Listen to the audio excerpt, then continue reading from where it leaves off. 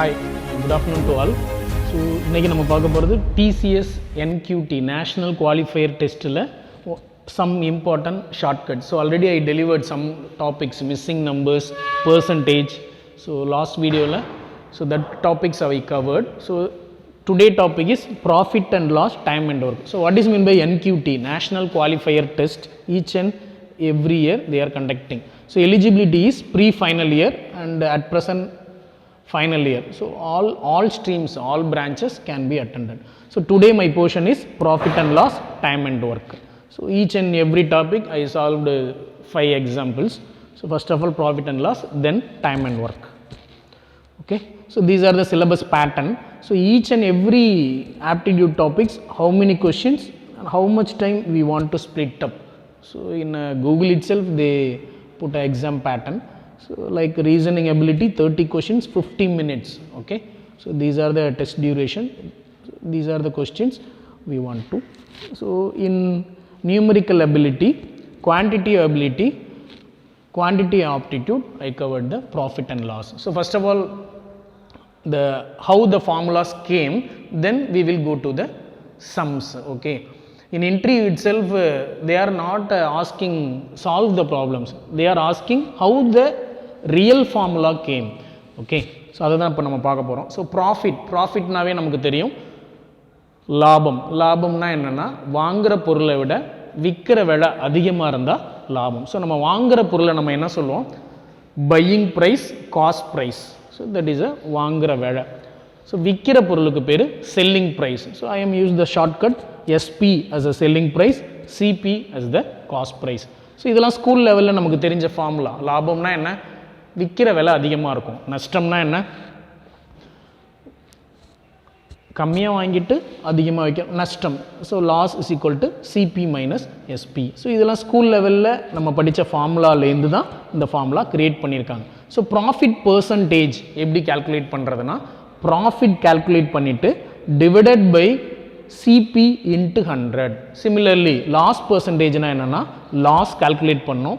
Loss calculate பண்ணுறதுனா 10 ரூபாய்க்கு வாங்கிட்டு 5 ரூபாய்க்கு விற்கிறோம். ஸோ காஸ்ட் ப்ரைஸ் அதிகமாக இருக்குது, செல்லிங் ப்ரைஸ் கம்மியாக இருக்குது. ஸோ 10 மைனஸ் 5, 5ங்கிறது நம்மளோட loss by CP into 100. So நான் இன்டர்வியூவில் எப்படி கேட்பாங்கன்னா, ஏன் ஃபார்முலாவில் டிவைடட் பை சிபி போடுறோம், டிவைடட் பை சிபி போடுறோம் அப்படின்னா, காஸ்ட் ப்ரைஸ் தான் கேபிட்டல், மூலதனம். ஒரு பொருளை வாங்குறது காஸ்ட் ப்ரைஸ், அதுக்கப்புறம் தான் நம்ம விற்கிறது, ப்ராஃபிட்டு, லாஸு, அதை பற்றிலாம் நம்ம பேசுகிறோம். So that is the main content. Divided by டினாமினேட்டரில் அவங்க காஸ்ட் ப்ரைஸ் மென்ஷன் பண்ணியிருக்காங்க அப்படிங்கிறத கூட நீங்கள் இன்டர்வியூவில் சொல்லலாம். ஸோ ஃபார்முலா எப்படி வந்துச்சு அப்படிங்கிறத நம்ம பார்த்துட்டோம். இப்போ நம்ம டைரெக்டாக சம்முக்கு போகிறோம். So profit percentage, loss percentage, SP கொடுத்துருந்தா செல்லிங் ப்ரைஸ் கொடுத்து சிபி கேட்டால் எப்படி சம் சால்வ் பண்ணுறது, சிபி கொடுத்து எஸ்பி கேட்டாங்கன்னா எப்படி சால்வ் பண்ணுறது. ஸோ ஒவ்வொன்றிலையும் ஒவ்வொரு மாடல் நம்ம பார்க்க போகிறோம். Profit and loss. Okay. So these are the sum formulas. Suppose CP கொடுத்துருவாங்க, காஸ்ட் ப்ரைஸ் கொடுத்துருப்பாங்க, செல்லிங் ப்ரைஸ் கேட்பாங்க, லாஸ் பர்சன்டேஜுமே கொடுத்துருப்பாங்க. அப்படி கொடுத்தா நம்ம இந்த ஃபார்முலா யூஸ் பண்ணணும். 100 minus loss percentage divided by 100 into CP. ஏன்னா சிபி சம்மில் கொடுத்துருப்பாங்க, எஸ்பி கேட்டிருப்பாங்க. இன்னொரு சம்மில் எஸ்பி கொடுத்துருப்பாங்க, சிபி கேட்டால் என்ன பண்ணணும் அப்படின்னா, அப்படியே இதே ஃபார்முலா 100 மேலே போகணும், 100 மைனஸ் லாஸ் பர்சன்டேஜ், டினாமினேட்டர் கீழே வரணும். ஸோ இதை பார்த்துக்கோங்க. ஓகே. ஸோ இதுவே லாஸ் பர்சன்டேஜுக்கு இப்படி. ஸோ சப்போஸ் ப்ராஃபிட் பர்சன்டேஜ்னா ஒன்றும் இல்லை, 100 மைனஸ் ப்ராஃபிட் பர்சன்டேஜ். லாஸுங்கிறதெல்லாம் நம்ம அந்த இடத்துல மைனஸ் யூஸ் பண்ணியிருப்போம். ப்ராஃபிட்னா நம்ம அந்த இடத்துல என்ன யூஸ் பண்ணணும்னா ப்ளஸ் சிம்பிள் யூஸ் பண்ணணும். இப்போ இதே சம்மு சிபி கொடுத்து எஸ்பி கேட்டிருந்தாங்கன்னா, SP is equal to 100 plus profit percentage divided by 100 into CP. SP கொடுத்து சிபி கேட்டாங்கன்னா, எஸ்பி செல்லிங் ப்ரைஸ் சம்மில் கொடுத்துருப்பாங்க, சிபி கேட்குறாங்க, காஸ்ட் ப்ரைஸ் கேட்குறாங்க, CP is equal to 100 divided by 100 plus profit percentage into SP அப்படிங்கிறத use பண்ணுங்கள். நீங்கள் formula பார்க்குறப்ப உங்களுக்கு எப்படி மக்கப் பண்ணுறது, எப்படி அந்த இடத்துல சப்ஸ்டிட் பண்ணுறதுன்னு உங்களுக்கு குழப்பமாக இருக்கும். நம்ம சம்முக்கு போனோம்னா உங்களுக்கு ஈஸியாக புரியும். we will go to the explanation. So these are the sum. A man buys a cycle. So buying price, cost price equal to 1400. Sells, sale பண்ணிட்டார். எவ்வளவுக்கு sale பண்ணிட்டார்னா sells at a loss of 15%. அவர் எவ்வளவுக்கு வித்தாருங்கிறத கொடுக்கல, அந்த லாஸோட percentage கொடுத்துருக்காங்க 15%. இப்போ what is the selling price of the cycle? Okay, இப்போ சம்மில் என்னென்ன கிவன்? சிபி காஸ்ட் ப்ரைஸ் கொடுத்துருக்காங்க, லாஸ் பெர்சன்டேஜ் கொடுத்துருக்காங்க, என்ன கேட்டிருக்காங்க? செல்லிங் ப்ரைஸ் கேட்டிருக்காங்க. ஸோ சிபி கொடுத்து எஸ்பி கேட்டால் என்ன ஃபார்முலா அப்படின்னா, ஸோ இங்கே நம்ம பார்த்த ஃபார்முலா தான். சிபி கொடுத்து எஸ்பி கேட்டிருக்காங்க. இப்போ SP is equal to 100 minus loss percentage divided by 100 into CP அப்படிங்கிறத போடணும், இன்ட்டு சிபி. ஸோ அதை தான் நம்ம இந்த இடத்துல சப்ஸ்டியூட் பண்ணியிருப்போம். So 100 minus loss percentage 100 minus 15 85 divided by 100 into சம்மில் கொடுத்துருக்க காஸ்ட் ப்ரைஸ் எவ்வளோ? 1400. So answer is 1190. ஸோ என்ன கொடுத்துருக்காங்க, என்ன கேட்டிருக்காங்க, ஸோ அதுக்கு தகுந்த மாதிரி நம்ம ஃபார்முலாவை சப்ஸ்டியூட் பண்ணணும். இப்போ சேம் ஃபார்முலா இங்கே ப்ராஃபிட் பர்சன்டேஜ் 15 அப்படின்னு கொடுத்துருந்தாங்கன்னா சம்மில் எப்படின்னா 1400 into 100 plus 15 divided by 100. So profit percentage கொடுத்துருந்து, சிபி கொடுத்துருந்து, எஸ்பி கேட்டால், SP means selling price, CP means cost price, buying price, ஞாபகம் வச்சுக்கோங்க. எக்ஸ்கியூஸ் மீ, கேட்டாங்கன்னா நீங்கள் இதை யூஸ் பண்ணணும். ஓகே, நெக்ஸ்ட் சம் போகலாம். இப்போ இது மாதிரி சம் கொடுத்துருப்பாங்க, இது மாதிரி தான் கொடுப்பாங்க, ஏன்னா அவங்க விலை கொடுக்க மாட்டாங்க. இந்த சம்மை பாருங்கள், cost price of 50 oranges equal to selling price of 40 oranges அப்படின்னு கொடுத்துருந்தாங்கன்னா தென் இந்த ப்ராஃபிட் பர்சன்டேஜ் அப்படின்னு கேட்டாங்கன்னா ஸோ நம்ம தான் அஸ்யூம் பண்ணிக்கணும் நம்ம எப்படி ஆன்சர் கொண்டு வரதுன்னு பார்ப்போம். 50 ஆரஞ்சு பழம் வாங்கின விலை இஸ் ஈக்குவல் டு 40 ஆரஞ்சு பழம் விற்ற விலை. இதுதான் அவங்க கொடுத்துருக்க ஹிண்ட்டு. அவங்க என்ன கேட்குறாங்க? ப்ராஃபிட் பர்சன்ட் கேட்குறாங்க. இப்போ நம்ம இந்த சம்மில் என்ன அஸ்யூம் பண்ணிக்கணும்னா, அவங்க விலை கொடுக்கல, குவான்டிட்டி தான் கொடுத்துருக்காங்க. நான் விலையை எப்படி அஸ்யூம் பண்ணுறேன்னா, assume the CP of 1 orange is equal to ₹1. ஓகேங்களா? அப்போ 40 ஆரஞ்சோட விலை எவ்வளோ? 40 rupees. 50 ஆரஞ்சோட விலை எவ்வளோ? 50 rupees. சாரி, இங்கே 50 வரணும். 50 ஆரஞ்சஸ் ஈக்குவல் டு 50 rupees. இப்போ இதில் ப்ராஃபிட் எப்படி கண்டுபிடிப்போம்? முதல்ல நமக்கு விலை தெரில, ப்ராஃபிட் சொல்ல முடியாது. இப்போ நான் விலை கண்டுபிடிச்சிட்டேன். செல்லிங் ப்ரைஸ் தெரியும், காஸ்ட் ப்ரைஸ் தெரியும். அப்போ ப்ராஃபிட்டுக்கு என்ன formula? Selling price difference between selling price and cost price. So 50 minus 40 ₹10. Okay, so profit பர்சன்டேஜுக்கு என்ன ஃபார்முலானா profit divided by CP into 100. நம்ம ஃபஸ்ட்டு ஃபார்முலாவில் பார்த்துருப்போம், நான் ஜஸ்ட் அதை கன்ஃபார்ம் பண்ணுறேன். ப்ராஃபிட் பர்சன்டேஜுக்கு என்ன formula? Profit divided by CP into 100. இப்போ நான் இந்த ஃபார்முலாவை தான் இங்கே சப்ஸ்டியூட் பண்ணியிருக்கேன். ஸோ ப்ராஃபிட் பர்சன்டேஜ், ப்ராஃபிட் கண்டுபிடிச்சிட்டேன், 10 டிவைடட் பை சிபி எவ்வளோ? 40. So 40 into 100. ஸோ சிபி கண்டுபிடிச்சாச்சு. இப்போ profit percentage is equal to 25%. So இது மாதிரி விலை கொடுக்காம நம்மளா ₹1 அஸ்யூம் பண்ணிவிட்டு நம்ம ஆன்சர் கண்டுபிடிக்கிற மாதிரி இருக்கும். இந்த சம்மை பார்த்துக்க, இந்த இடத்துல 50 ஆரஞ்சஸ்ன்னு வரணும், அதனால தான் இதில் ₹50. ஓகே ஓகே 40 ஆரஞ்சஸ் தான், ஏன்னா selling price of 40 orange is equal to ₹50. அப்போ இந்த இடத்துல 40 தான் வரணும். இந்த சென்டென்ஸ் இஸ் ஈக்குவல் டு ₹50ங்கிறத நம்ம இந்த இடத்துல போடுறோம். ஸோ பார்த்துக்கோங்க.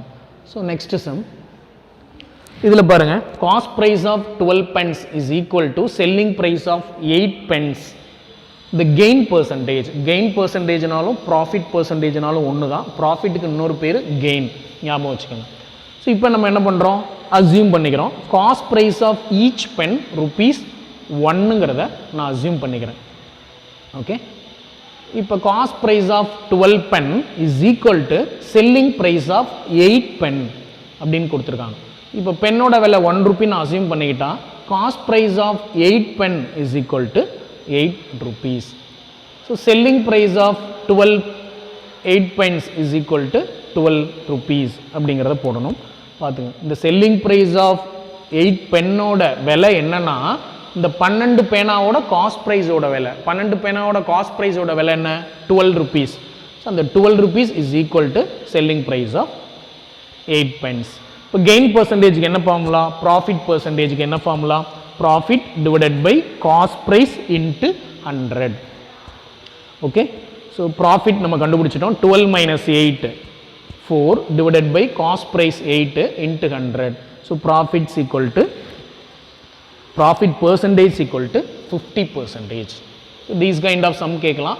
இது மாதிரி கொடுத்துட்டாங்கன்னா நம்ம அதை அசியூம் 1 ரூபின்னு அசியூம் பண்ணிக்கிட்டு இதோட விலை இதாக நினச்சிக்கிட்டு நம்ம இந்த சம்மை போடணும். ஓகே, ஸோ நெக்ஸ்ட் சம் பாருங்கள். Selling 17 balls at rupees 720, there is a loss equal to the cost price of 5 balls. What are the cost price of ball அப்படின்னு கேட்குறாங்க. ஸோ இந்த சம்மில் cost price of each ball நம்ம எக்ஸ்ன்னு assume பண்ணிக்கிறோம். So cost price of each ball எக்ஸ்ன்னு assume பண்ணிக்கிட்டா 17 minus 5. Okay, 17 பாலை விற்கிறோம், 720 ரூபாய்க்கு விற்கிறோம். அதில் 5 பாலோட காஸ்ட் ப்ரைஸு லாஸுங்கிறதுனால நான் அதை கழிச்சுக்கிறேன். 17 minus 5. ஸோ 12 பால்ஸோட விலை ஒரிஜினல் விலை 720 rupees.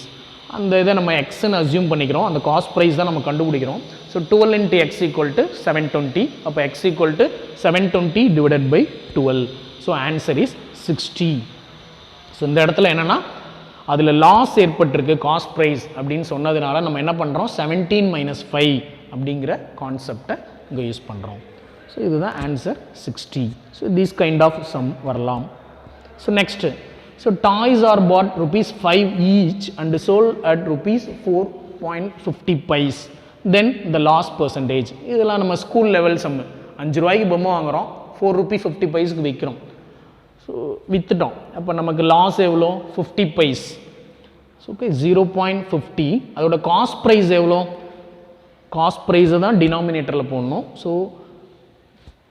Loss divided by cost price into 100. So answer is 10%. இதெல்லாம் ரொம்ப ஸ்கூல் லெவலில் கேட்குற ஆப்டிடியூட், பட் இருந்தாலும் தெரிஞ்சுக்கணும். So these are the profit and loss. Next நம்ம பார்க்க போகிறது time and work. So each and every competitive exam, not only TCS, NQT, national qualifier test, even elite, அது மாதிரி டேலண்ட் எக்ஸாம்ஸ், ஸோ அது மாதிரி engineering olympiad, so எல்லாத்துலேயுமே இந்த time and ஒர்க்குலேருந்து ஒரு கட்டாயம் ஒரு 4 சம் வரும். ஸோ அதில் பேசிக்காக ஒரு 2 டைப் ஆஃப் சம்மை மட்டும் இப்போ பார்ப்போம். ஸோ சம் என்னென்னா, A can do a work in 10 days, B can do a work in 15 days. How many days both take together to complete the work. இவ்வளோ பார்த்தா அவனுக்கு ரொம்ப குழப்பம். டைம் அண்ட் ஒர்க்குனா எல்சிஎம் எடுக்கணும், அதை மட்டும் ஞாபகம் வச்சுக்கோங்க.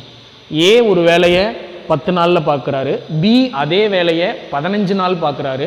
ஏபி 2 பேரும் சேர்ந்தா எத்தனை நாளில் அந்த வேலையை முடிப்பாங்க அப்படின்னா 2க்கும் எல்சிஎம் எடுத்து அந்த ஆன்சர் கண்டுபிடிச்சிருங்க. ஸோ இதோட combined work A plus B ஒரு நாளில் எவ்வளோ வேலை பார்த்துருக்காங்க அப்படிங்கிறத கண்டுபிடிக்க போகிறோம். ஸோ ஆக்சுவலாக டைம் அண்ட் ஒர்க்கில் these are the formula. 10 days சேர்ந்து 10 daysல ஒரு வேலையை முடிச்சிருக்காங்க, 15 daysல ஒரு வேலையை முடிச்சிருக்காங்க. ஸோ 1/10 1/15 அப்படிங்கிறதுக்கு அது எப்படி வந்துச்சுன்னா 10 நாள் சேர்ந்து ஒரு வேலையை முடிச்சிருக்காங்க. இப்போ 10 மேலே 1/10. 15 daysல ஒரு வேலையை முடிச்சிருக்காங்க யார், பி. ஓகே, இப்போ 10க்கும் 15க்கும் எல்சிஎம் என்னது, 10க்கும் 15க்கும் எல்சிஎம் 30.